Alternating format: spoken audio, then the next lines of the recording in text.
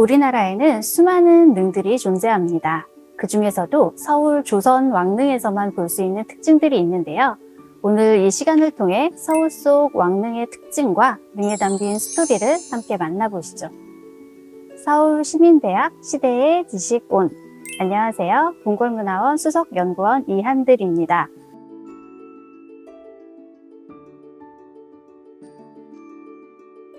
오늘 이 시간에는 서울 속 왕릉에서만 볼 수 있는 특징들에 대해 이야기해 보려고 합니다.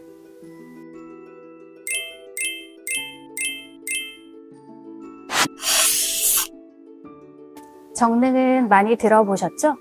정릉은 태조의 계비 신덕왕후의 능입니다. 극진히 사랑했던 신덕왕후가 승하하자 태조가 도성한 지금의 덕수궁 근처에 능역을 조성하였는데요. 왕후의 봉분 우측에 훗날 자신이 묻힐 자리까지 함께 마련하면서 능호를 정릉으로 정하였습니다.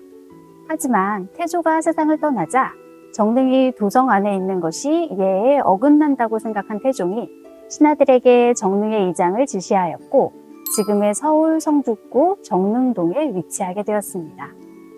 이후 원래 정릉이 위치했던 곳의 성물들은 대부분 땅에 묻어버리고 목재나 석재들은 사신을 대접하는 태평관을 짓는 데 사용하기도 하였는데요. 청계천 광통교가 홍수에 무너졌을 때는 정릉의 성물 중 병풍석과 난간석으로 다리를 보수하기도 하였습니다.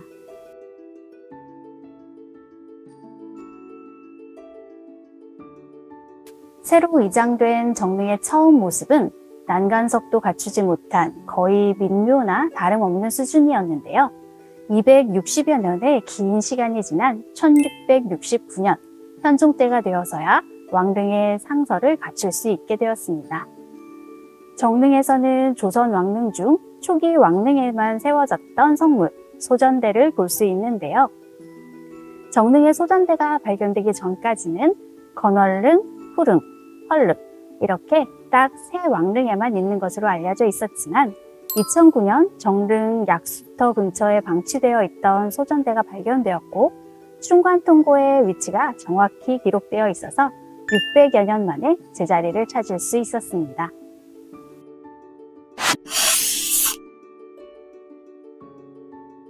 헐릉은 조선 3대 태종과 원경왕후의 능입니다. 태종은 원경왕후의 능을 조성할 때 자신의 자리도 미리 오른쪽에 마련해 두었는데요. 2년 후에 태종이 승하하여 이곳으로 오시게 되면서 헐릉은 난간석으로 두 봉분이 연결된 쌍릉의 모습을 완성하게 되었습니다. 헐릉의 능침 공간 성물들은 다른 왕릉들보다 2배 많게 제작되었는데요. 이전에 쌍릉으로 조성된 공민왕릉과 후릉 양식을 계승한 것으로 보입니다. 또한 헐릉에서는 신도비도 보실 수 있습니다.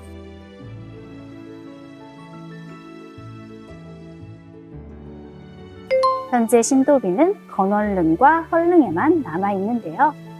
두 왕릉의 차이점은 건월릉에는 신도비와 표적이 있지만 헐릉에는 신도비만 2기가 있다는 점입니다.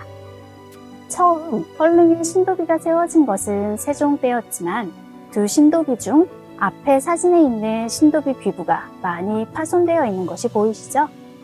헐릉에 처음 세워진 신도비의 귀부는 임진왜란으로 인해 거의 형체를 알아볼 수 없을 정도로 훼손되어 숙종 연간에 새 신도비를 다시 세우게 되면서 2기의 신도비가 생기게 된 것입니다. 많이 훼손됐음에도 불구하고 여전히 거북이 모양임을 확실하게 알 수 있는 조각이 남아있는데요. 등에 새겨진 귀관문 보이시죠? 귀관문 안에는 왕자가 새겨져 있는 것도 확인됩니다. 새로 만들어진 신도비에서 찾아볼 수 있는 특이한 점은 태조의 신도비 귀부와 다르게 거북이 등 위에 원가가 덮여있는 모습인데요. 조선 왕릉 종합학술조사 보고서에서는 이 모습을 보고 허물을 벗는 것처럼 표피 일부가 위로 말려 들어가고 라고 표현하였습니다. 이렇게 허물을 벗는 듯한 귀관문의 표현은 17세기 왕실의 다른 무덤에서도 볼 수가 있지만 왕릉에서는 유일한 귀부의 모습이기도 합니다. 헐릉 신도비는 태조 건원릉 신도비와 같이 조선 초기에 제작된 신도비로 역사 연구 활용의 가치를 인정받아 2013년에 보물로 지정되었습니다.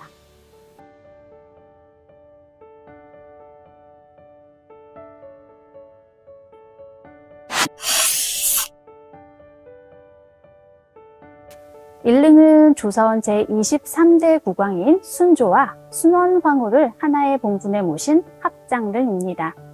우왕좌비의 형식에 따라 앞에서 봤을 때 왼쪽에 순조, 오른쪽에 순원황후를 모셨는데요.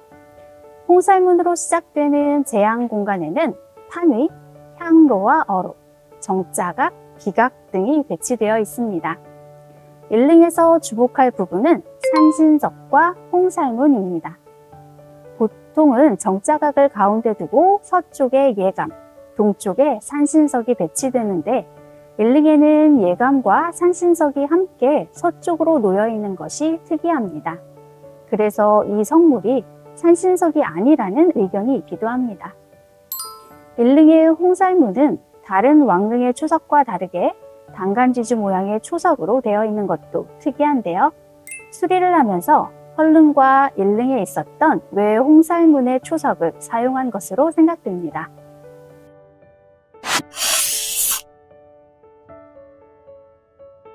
설릉은 조선 9대 성종과 세 번째 왕비 정현왕후의 능입니다. 같은 능역에 하나의 정자각을 두고 서로 다른 언덕에 봉분을 조성한 동원 이강릉의 형태로 조성되었는데요. 서쪽 언덕이 성종, 동쪽 언덕이 정현왕후의 능입니다.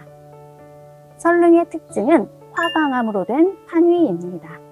홍살문 옆에 놓인 판위는 대부분 장대석으로 사방틀을 만들고 안쪽에 방전을 까는 것이 일반적이지만 설릉의 판위는 하나의 화강석으로 만들어진 왕릉 40기 중 유일한 형태의 판위입니다.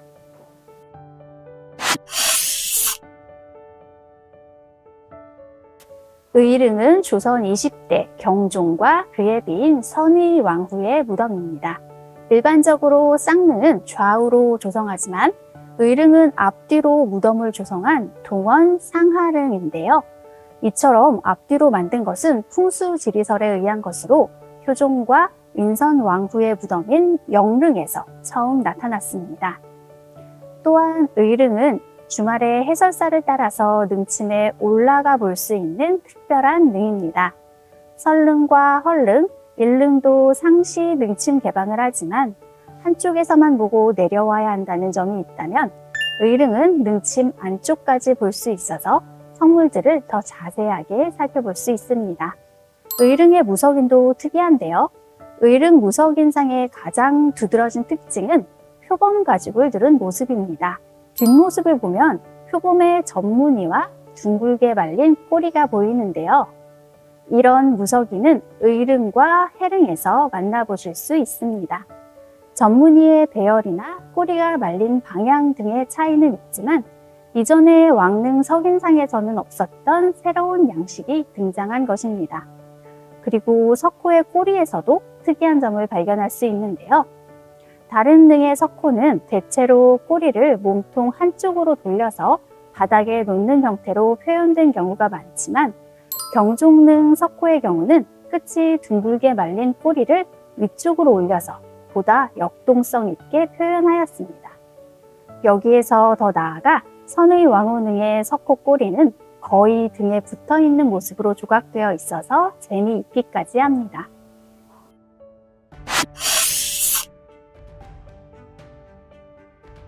태릉은 조선 제11대 중종의 세 번째 왕비인 문정왕후의 능이고 강릉은 조선 제13대 명종과 그의 부인인 인순왕후의 능입니다. 이곳의 특징은 두 능을 잇는 숲길이 존재한다는 것입니다. 태강릉의 숲길은 1년에 봄, 가을 딱 2차례만 개방을 하고 있는데요. 어머니 문정왕후의 태릉과 아들 부부 명종, 인순왕후의 강릉을 잇는 숲길의 매력에 빠져 매년 찾아오는 시민들이 많은 곳입니다. 지금까지 서울 속 왕릉에서만 볼 수 있는 특징들에 대해서 이야기 나눠봤는데요. 조금 새롭지 않으셨나요?